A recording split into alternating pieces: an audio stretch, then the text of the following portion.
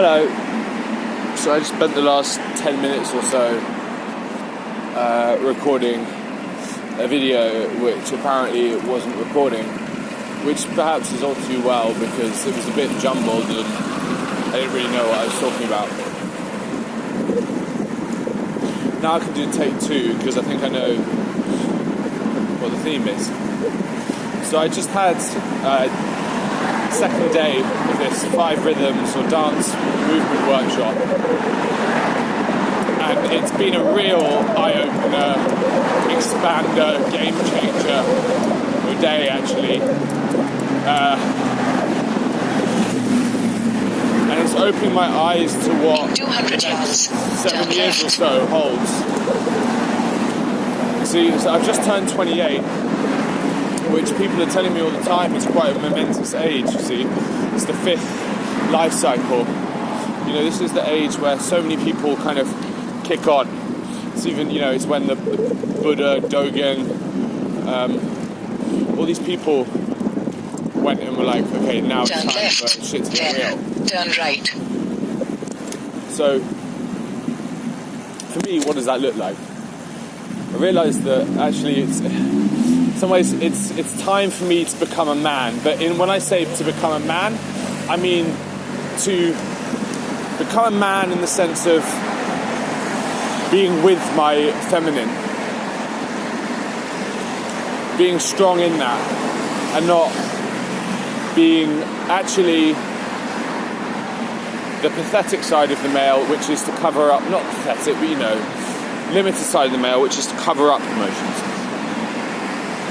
It's time for me to express.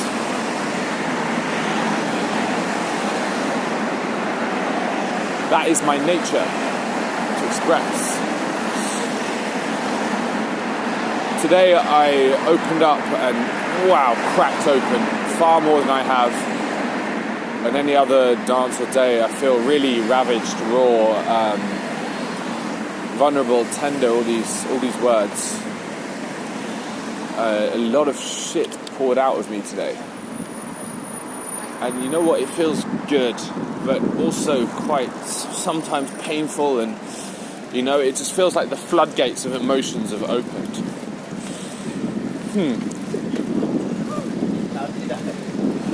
But there's something so much more real and alive about this, you know.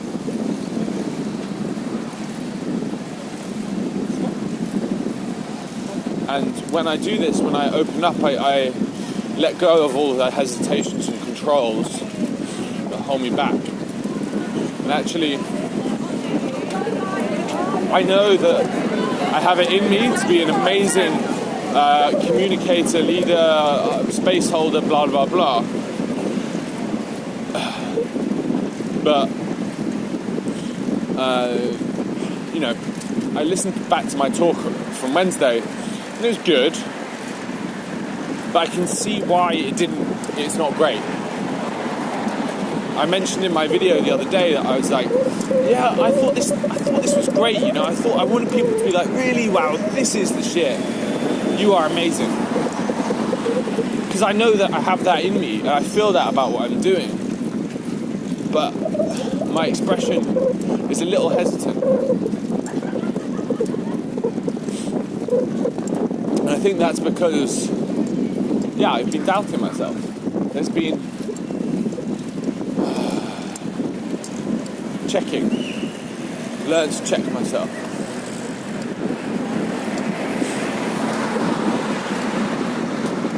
Being in this atmosphere today among all these amazing people doing such interesting, like, varied things is really inspirational for me.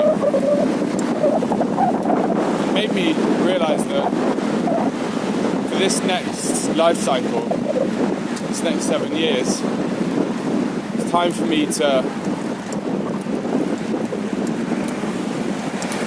make my journey about other people, to explore different ways.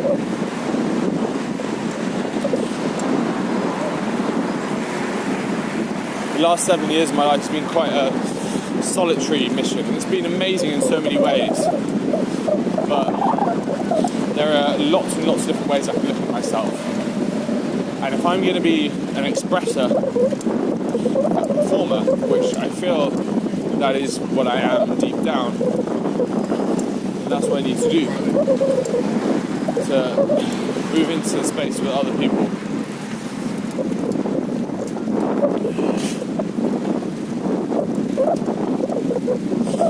I suppose that does require, though, that I move in space with the right people, because I don't think, maybe I'm starting to look at myself differently and think, far from being an introvert, I actually can have extrovert qualities when I'm around the right people. And it's just the case that a lot of the people in my life, I'm like, do I actually want to be around you? I'm quite fussy, quite sensitive to people's energy. And yeah, the people in my life are changing a lot.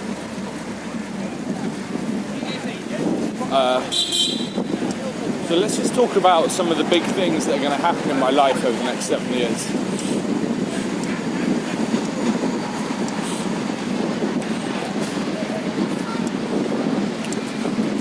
So I think the main is going to be building support networks, real crews of people, getting friends back. I've had singular friends here and there, but I'm thinking of starting to make groups, pull people together, be a sort of leader figure in a group. I'm collecting friends now who I really like in this world. I think it'd be awesome to bring them together. All these people walking down a cycling road. Excuse me. Hello. No, mate, she's old, mate. It's alright. Dude, mate. Anyway.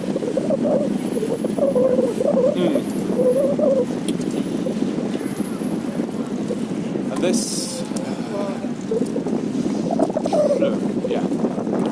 be around people who are also in the frame of mind of opening up and expanding and whatnot.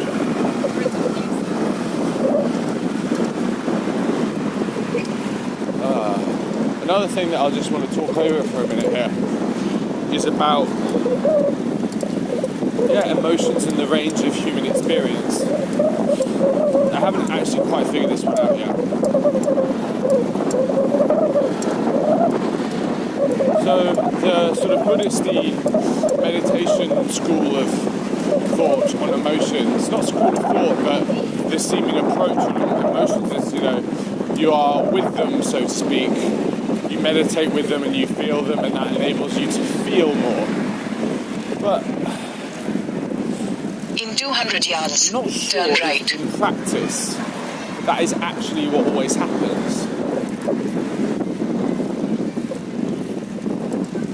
Some of the people in Buddhist world, they're cool and open, but I think that this world where there's more sort of dancing and creativity and all those kind of things, turn right, then that is turn part left. of the human experience, which, I don't know, are they blocking off? This is something to see. Cheese up, I see zipping in the club and they pull that weed up. Bit of in the club playing. Anyway, going on quite a tour. Let's go, we are by Westminster Bridge. Bit of Venga Boys playing, don't know. Anywho. Whoa, Venga Boys are back in town. When you're alone and you need a friend, somebody and to get nobody. Go on. I'm sitting alone tonight. Turn left. Oh, this is what I wanna do. Whoa, all I want is me and you. Boom, boom, boom, boom. I want you in my room. We'll spend the Keep night left on the together fork. from night until forever. Right, by Houses of Parliament now, right? Together in my room.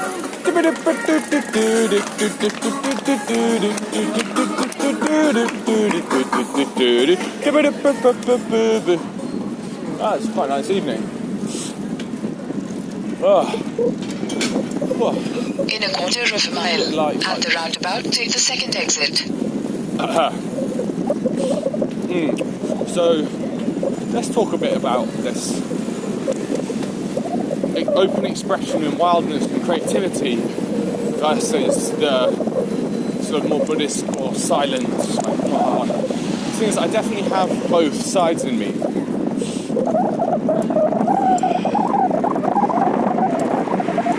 I think, well, I'm going to need to explore both, basically. My my overriding feeling goes something like this.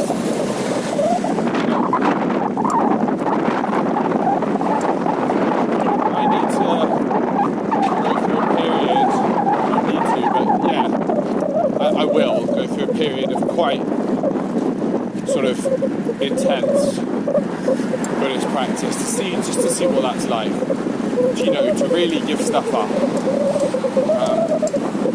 While I'm living at Samizong, this is an excellent opportunity for it.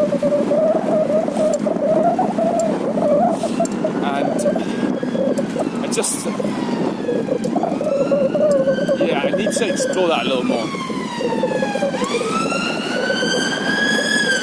I feel like, I don't know, what do I want? Why do I want to do that? I feel like going through a period where I'm very quiet. I let go, break a lot of habits, you know. I think that would be helpful for, I don't know, just breaking the structure a bit, you know. There are a few things that I have in my life which I have like slightly wrought weird relationships with, tendencies, like flickers of addictive habits. I'm going through a period where I really consciously let go of that will help. Also, more personally, to find a deeper place of stillness, a deeper place of clarity. Exit the roundabout. Yes.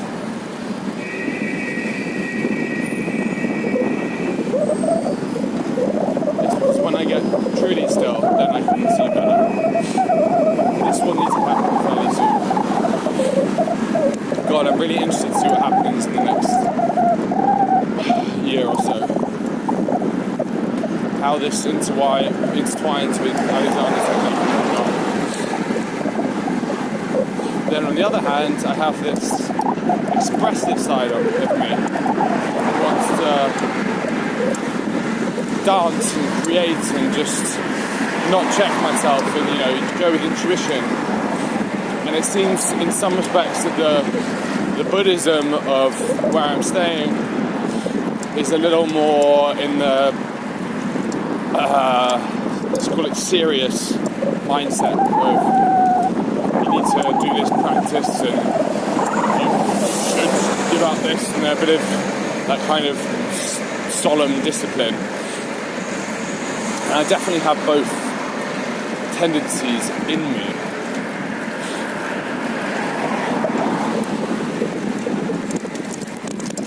But there is it's funny.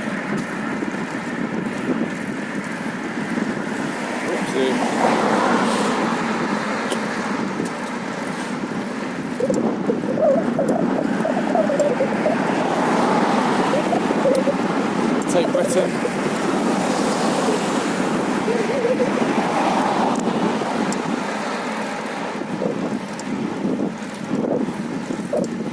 There's also, I mean, the thing that really speaks most truly to me is the ineffable. Not the Buddhist, like, oh, I should give up this and that. Because in some ways that does feel like cheating. It does feel like limited rules, which necessarily kind kind of keep me limited. Yeah, whereas I think what speaks most truly to me is Alexander technique, the David, my friend, the dancing, these areas which completely give me permission to be me.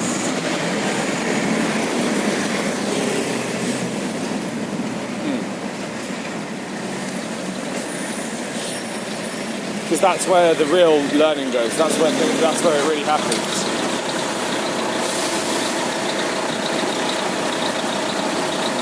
I know if I stick true to that, if I'm really sincere with myself,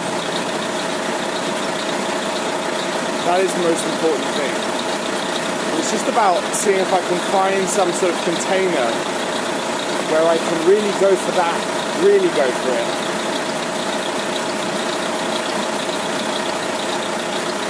Without the kind of hedonistic kind of goes with it. I think I can fumble towards that, and I think that's maybe the direction I'm going in.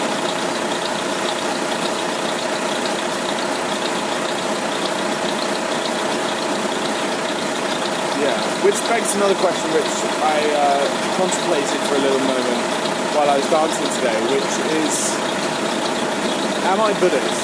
Like, do I want to take the precepts, take refuge, and commit to being Buddhist?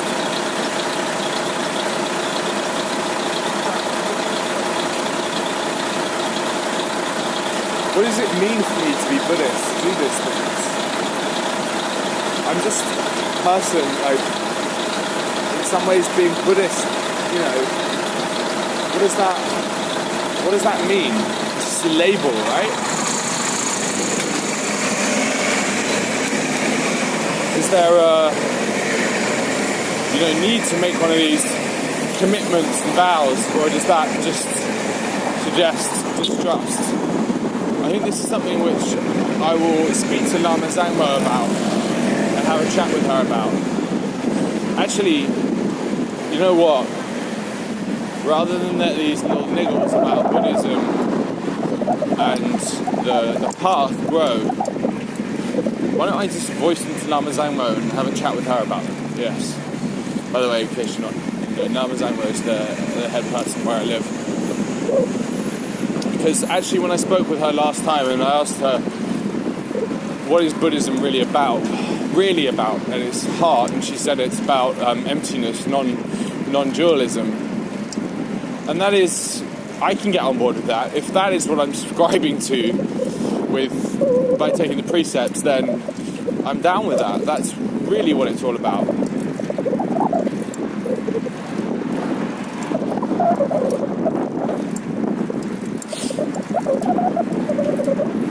Cool.